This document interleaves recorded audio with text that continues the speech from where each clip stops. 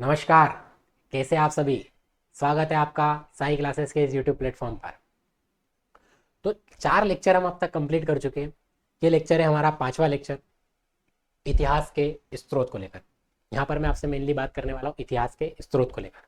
वैसे तो हम ये लेक्चर हमारा वॉइस ओवर से देख चुके हैं, लेकिन मेरा एक और मानना था कि अगर मान लो उसमें कुछ गड़बड़ हो या फिर आपको नहीं समझ में आया हो, आपको ज़्यादा सामने से समझ में आता हो, तो मैं एक लेक्चर और रिकॉर्ड कर रहा हूँ आपके लिए। इस लेक्चर को मैं पुनः आपके सामने प्रस्तुत करूंगा। ये वैसे हमारे यूट्यूब पर ऑलरेडी डला हुआ है। यहाँ हम बात करेंगे वही इतिहास के स्रोत को लेकर साहित्यिक स्रोतों के बारे में। तो जैसा कि मैं आपसे बात कर रहा हूँ कि प्राचीन इतिहास के अध्ययन के मुख्य रूप से 3 स्रोत है: पुरातात्विक, साहित्य और विदेशियों का विवरण। यहाँ पर हमने पुरातात्विक स्रोत के लेक्चर्स अब तक कंप्लीट कर लिए थे। अब हम बात करेंगे मुख्य रूप से साहित्यिक स्रोत के बारे में, फिर हम आगे चल के विदेशियों के विवरण की बात करेंगे। तो यहाँ मैंने आपसे ये तीसरे या चौथे लेक्चर में मैंने आपसे ये चीज़ें कंप्लीट कर ली है। थर्ड लेक्चर में मैंने आपसे ये बात करी थी और फोर्थ लेक्चर में मैंने अभिलेख के बारे में बात करी थी। अब यहाँ पर हम साहित्यिक स्रोत समझ रहे हैं, तो मैंने उनकी 2 कैटेगरी बांटी थी: धार्मिक साहित्य और लौकिक साहित्य। धार्मिक साहित्य में को 2 कैटेगरी में फिर बांटा गया था: ब्राह्मण और ब्राह्मणेतर साहित्य। ठीक है, तो ब्राह्मण साहित्य में क्या बताया गया, आपके ब्राह्मण ग्रंथ में क्या बताया गया, आपके मुख्य रूप से हिंदू धर्म से रिलेटेड ग्रंथ। और ब्राह्मणेतर में क्या बताया गया, बौद्ध और जैन साहित्य के बारे में। चलते आगे देखते हैं। तो ब्राह्मण ग्रंथ साहित्य में जो मिलते हैं हमें, किन किन के बारे में पढ़ना रहता है: वेद, उपनिषद, महाकाव्य, पुराण, स्मृति ग्रंथ, ब्राह्मण ग्रंथ, इन सब के बारे में, धर्मसूत्र, इनके बारे में पढ़ना होता है। तो यहाँ हम आज मेनली जो बात करेंगे वेद के बारे में बात करेंगे। इसके बाद एक छठा लेक्चर भी है, तो छठा लेक्चर में जो हम बात करेंगे किसके बारे में बात करेंगे, मुख्य रूप से इन सब बचे हुए हिस्सों के बारे में बात करेंगे। तो यहाँ पर हम समझते हैं कि वेदों के बारे में, तो वेद शब्द किससे बना है, विद से मिलकर बना है, जिसका अर्थ होता है जानना। विद धातु से मिलकर बना है संस्कृत के, उसका अर्थ होता है जानना। हिंदू धर्म में सबसे प्राचीन पवित्र ग्रंथ कौन सा है, आपका वेद ही है। क्लियर है। वेदों को क्या बोला गया, अपौरुषीय बोला गया। अपौरुषीय का मतलब होता है जैसे इसे किसी पुरुष के द्वारा नहीं लिखा गया, डायरेक्ट किसने लिखा है, इसको भगवान के द्वारा लिखा गया। ठीक है, इसलिए इसको अपौरुषीय माना गया। संकलन करता मतलब इसका जो कंपोजिशन करा था, किसने करा था, कृष्ण देवपायन वेद व्यास ने करा था। आई होप यहाँ तक बात क्लियर होगी आप। चलते आगे। तो अगर मैं आपसे बात करूं, इसके 4 भाग है। ठीक है, वेदों के कितने भाग है, 4 भाग है। तो 4 भाग में अगर मैं बात करूं कौन कौन से, ऋग्वेद, यजुर्वेद, सामवेद और अथर्ववेद। वेदों के 4 हिस्से, तो चारों में भागों में अगर मैं बात करूं आपसे कौन कौन से हो जाएंगे, ऋग्वेद, यजुर्वेद, सामवेद और अथर्ववेद। हमने इसको श्रुति भी बोला है, श्रुति का अर्थ होता है सुनना, और इनको सम्मिलित रूप से क्या बोला गया, संहिता भी बोला गया। वेदों को, चारों वेदों को संहिता बोला गया। एक आपसे बात करना है वेद त्रयी। वेद त्रयी क्या होता है, ऋग्वेद, यजुर्वेद और सामवेद, इन तीनों का कंपोजिशन या फिर कॉम्बिनेशन क्या कहलाता है, वेद त्रयी। लेकिन मैं चौथे को भी मिला दूं तो क्या कहलाएगा, आपका संहिता कहलाएगा। इसकी जानकारी की अगर मैं बात करूं तो क्या जानकारी मिलती है वेदों में हमें, आर्यों के बारे में जानकारी मिलती है। देखो हड़प्पा सभ्यता को नष्ट करने वाले कौन थे, आर्य थे। ऐसा माना जाता है। हिस्ट्री में कोई भी चीज़ परफेक्ट नहीं होती है, ऐसा माना जाता है, ऐसा हुआ होगा, ऐसा कह सकते हैं, ये सब बातें होती है। आर्यों के सामाजिक, आर्थिक, सार्वधिक और उनके राजनीतिक जीवन के बारे में मिलती है। मतलब उनके कुल मिला के कल्चर वगैरह क्या सिस्टम था, एडमिनिस्ट्रेशन क्या सिस्टम था, रिलीजन सिस्टम क्या था, ये सब जानकारी हमको किससे मिलती है, आपके वेदों से मिलती है। ये टेबल है, इस टेबल की बहुत ज़्यादा इंपॉर्टेंस है। इस टेबल की इंपॉर्टेंस ये है कि इस टेबल से ही आप कंप्लीटली सारी चीज़ें कवर कर सकते हो कि कौन से वेद का कौन सा पुरोहित है, मतलब उसके पढ़ने वाले ऋषि क्या कहलाते हैं। जैसे ऋग्वेद को पढ़ने वाले ऋषि क्या कहलाते हैं, होत्र।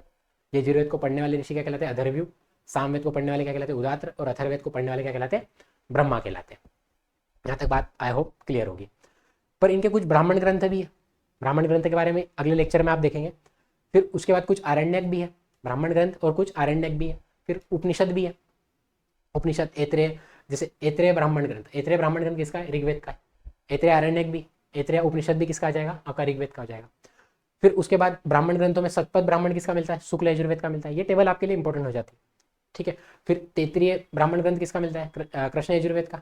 पंचवीस षडवीस ब्राह्मण ग्रंथ सामवेद का। और गोपद ब्राह्मण किसका है, अथर्ववेद का है। ये टेबल बहुत ज़्यादा इंपॉर्टेंट है। नेक्स्ट क्वेश्चन जो कई बार आता है कि इनमें से कौन सा वेद है जिसका कोई आरण्यक नहीं है, तो कौन सा आ जाएगा, आपका अथर्ववेद हो जाएगा। क्लियर है, अथर्ववेद का कोई आरण्यक ग्रंथ नहीं है। उपनिषदों की बात करो तो मुंडकोपनिषद किसका है, आपका अथर्ववेद का है। छांदोग्य उपनिषद किसका है, आपका सामवेद का है। कठोपनिषद, तैतरीय उपनिषद किसका है, आपका यजुर्वेद का है। वो और यजुर्वेद में भी कौन सा, कृष्ण यजुर्वेद। ब्रह्मदारण्यक उपनिषद किसका है, आपका शुक्ल यजुर्वेद। क्लियर है। फिर ये उपवेद इंपॉर्टेंट हो जाते हैं। जैसे मैंने आपको बताया कि ये चीज जो इंपॉर्टेंट थी पुरोहित उनके, वैसे ही आपके जो इंपॉर्टेंट हो जाती उपवेद। ऋग्वेद का उपवेद आयुर्वेद, यजुर्वेद का उपवेद धनुर्वेद, ठीक है। सामवेद का उपवेद गंधर्ववेद, और आपके नेक्स्ट अथर्ववेद का कौन सा हो जाएगा, शिल्पवेद हो जाएगा। यहाँ तक बात क्लियर है, ठीक है। चलते अगले। तो मैं अब आपसे बात करता हूँ ऋग्वेद के बारे में बात करता हूँ। तो ऋग्वेद के बारे में क्या बात होती है कि ऋग्वेद में क्या मिलता है आपको, छंद और चरणों से युक्त मंत्र आपको किसमें मिलते हैं, ऋग्वेद में मिलते हैं। क्लियर है। इसमें आपको 10 मंडल, 10 28 सूक्त, 10 600 मंत्र और मिलते हैं। क्लियर है। मैं आपसे क्या बात कर रहा हूँ, ऋग का शाब्दिक अर्थ बताना है आपको, ठीक है। ऋग्वेद में मेनली मिलता क्या है, तो ऋग्वेद में आपसे क्या मिलते हैं, मंत्रोच्चारण मिलते हैं। देखो यहाँ पर लिखा हुआ है, देवताओं की उपासना के लिए मंत्रों और स्तुति का किसमें मिलती है, ऋग्वेद में मिलती है। 10 चैप्टर है, 10 28 सूक्त है, 10 600 मंत्र है, और उसमें से भी जो 28 सूक्तों में से भी 11 सूक्त इसके वाल खिलने के सूक्त है। ऋग्वेद की अगर मैं रचना की बात करूँ तो कब लिखी गई थी, ऋग्वेदिक काल में 1500 से 1000 BC के मध्य। पहला और 10वां मंडल इसमें बाद में जोड़ेंगे। देखो 10 मंडल मतलब 10 चैप्टर, अभी हम बात करेंगे। 5 शाखाएं, साकल, वाष्कल, अश्वलायन, संकलायन और मांडुक्य। ये आप अगर UGC नेट वाली हमारी जो सीरीज अगर आप फॉलो कर रहे हो तो आपको ये उसमें 5 शाखाएं मिल जाएगी, है ना। तो ये क्वेश्चन कई बार पूछा गया है, साकल किसकी शाखा है, वाष्कल किसकी शाखा है, ठीक है। मेज द फॉलोइंग में कई बार आई हुई है। तो मंडल की मैं बात कर रहा हूँ, 10 चैप्टर है, और इन 10 चैप्टर को लिखने वाले विभिन्न ऋषि भी है, जिसमें आपको तीसरा मंडल याद रखना है जो विश्वामित्र के द्वारा लिखा गया था, और इसी में आपको गायत्री मंत्र भी मिलता है। तीसरे मंडल में आपको क्या मिल जाएगा, गायत्री मंत्र मिल जाएगा।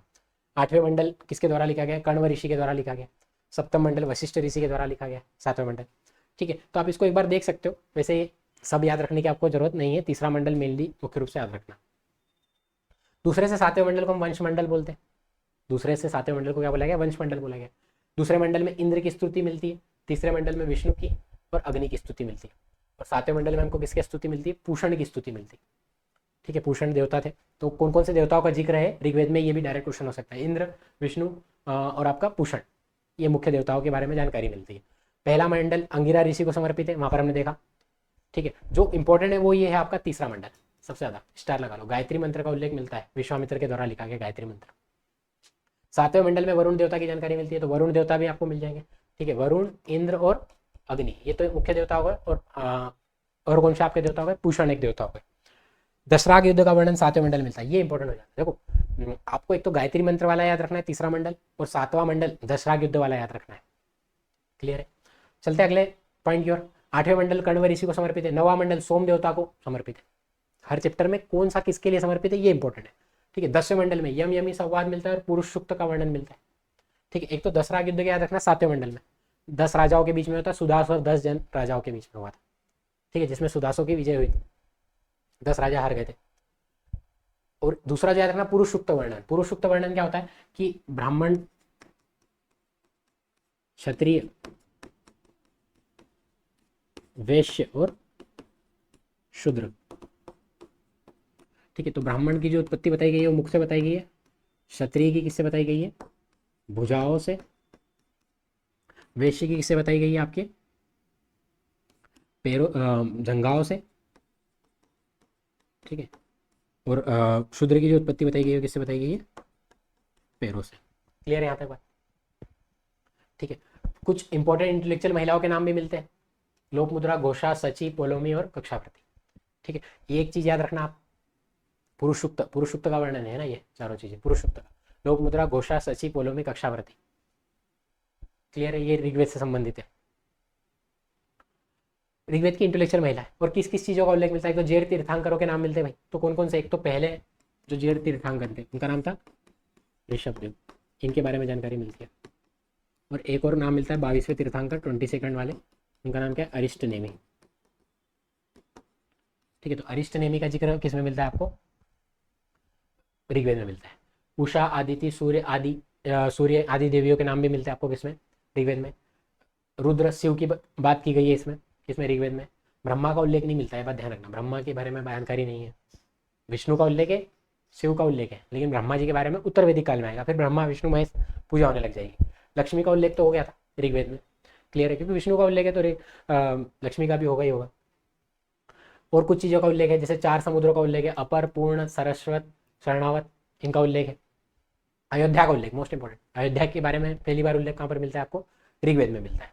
ऊंट का उल्लेख भी मिलता है, ठीक है। बृहस्पति और उनकी पत्नी जूही का भी उल्लेख मिलता है किसमें, ऋग्वेद में मिलता है। क्लियर है यहाँ तक क्या क्या जानकारी है ऋग्वेद से संबंधित।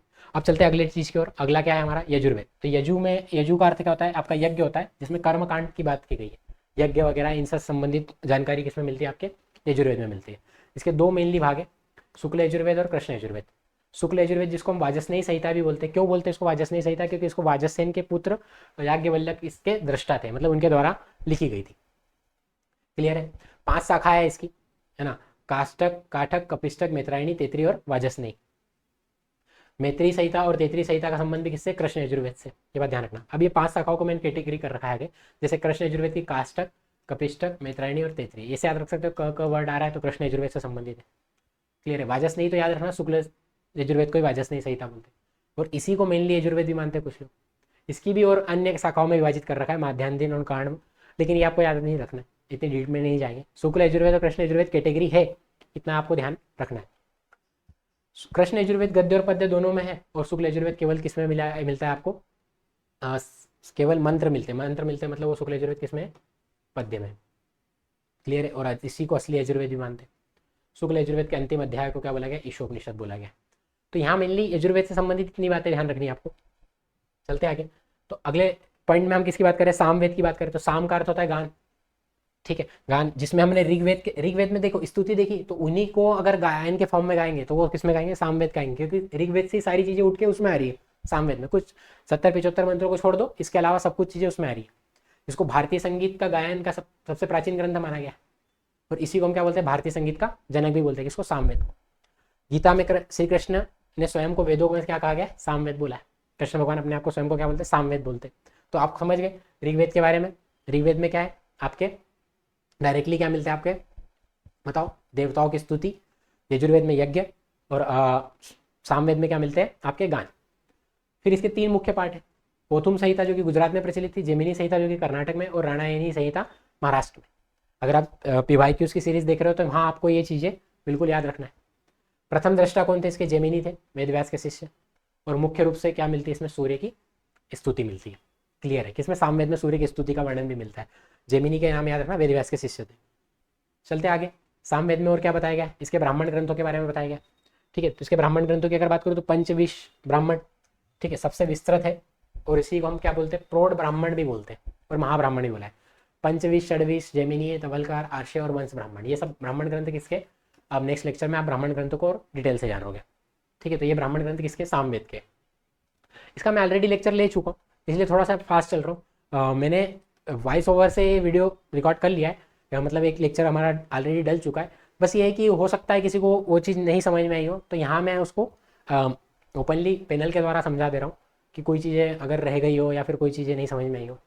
अथर्ववेद की बात करते हैं। तो अथर्ववेद की अगर बात करूँ तो कौन से ऋषि थे? अथर्वा नामक ऋषि थे। और दूसरे जो इसके दृष्टा थे वो कौन थे? अंगरीस थे। तो अथर्वा के नाम पे अथर्ववेद पढ़ा और अंगरीस भी इसके बाद में दूसरे दृष्टा थे, तो इसको अथर्वा अंगरीस वेद भी कह दिया गया। मैंने अभी आपको बताया वेद त्रयी के बारे में, तो वेद त्रयी से बाहर है, अथर्ववेद नहीं आता है वेद त्रयी में। संहिता चारों को मिला के बोलते हैं और वेद त्रयी में शुरू के 3 वेद आते हैं। इनका वाचन कौन करते हैं? ब्रह्मा करते हैं। टेबल याद कर लेना, टेबल में बताया गया। अथर्ववेद को इसलिए हमने ब्रह्मवेद भी बोला, है ना। पुरोहित वेद और श्रेष्ठ वेद भी बोल देते हैं। जानकारी क्या क्या मिलती है? मोस्ट इंपॉर्टेंट जादू टोना, तंत्र मंत्र, शल्य क्रिया, औषध, लौकिक जीवन, इन सब की जानकारी किसमें मिलती है? अथर्ववेद में मिलती है। और कुछ अथर्ववेद के बारे में जानकारी है। मगध और अंग का उल्लेख मिलता है। अयोध्या का उल्लेख किसमें मिला है? आपके ऋग्वेद में। परीक्षित को कुरुओं का राजा बताया गया। आर्य और अनार्य विचारों का समन्वय मिलता है इसमें। अथर्ववेद में ब्रह्म ज्ञान के विषय में भी जानकारी मिलती है। और जीवन के विज्ञान का प्रथम उल्लेख आयुर्वेद, ठीक है, आयुर्वेद अर्थात जीवन के विज्ञान का प्रथम उल्लेख, ये बात कहाँ लिखी गई है? आपके अथर्ववेद में लिखी गई है। क्लियर है। फिर और अथर्ववेद में क्या क्या जानकारी मिलती है? तो पृथ्वी सूक्त, मतलब पृथ्वी को माता कहा गया है किसमें? अथर्ववेद में। ये एक स्टेटमेंट मिलता है, माता भूमि पुत्रो एहम पृथ्वीया, अर्थात भूमि मेरी माता है और उसका पुत्र हूँ। ये भी जानकारी हमको अथर्ववेद में मिलती है। इसके 2 पार्ट है, एक तो शौनकी है और एक पिप्पला, ये आपको मेनली जानकारी मिलती। ठीक है, 2 पार्ट है इसके। तो आई होप आपको समझ में आया होगा। मैंने थोड़ा सा स्पीड फास्ट रखी क्योंकि हम ऑलरेडी पढ़ चुके हैं, इसको डबल हमें पढ़ने से आवश्यकता नहीं है। लेकिन हाँ, कोई चीज़ हो सकता है जो डाउट रही हो या फिर कोई दिक्कत रही हो, तो आप समझ सकते हो यहाँ से पैनल के माध्यम से कि कोई चीज़ रह गई हो आपकी। ठीक है, तो हम वेदों में ये चीज़ कंप्लीट कर चुके, तो वेद हमारे लगभग यहाँ पर टॉपिक कंप्लीट हो जाए। इसके बाद हमारे जो रहेंगे वो उपनिषद वगैरह ये सब टॉपिक रहेंगे। तो अगर आपको कोई डाउट हो तो आप कमेंट सेक्शन में बोल सकते हो, या हमारे टेलीग्राम चैनल को फॉलो कर सकते हो PDF के लिए।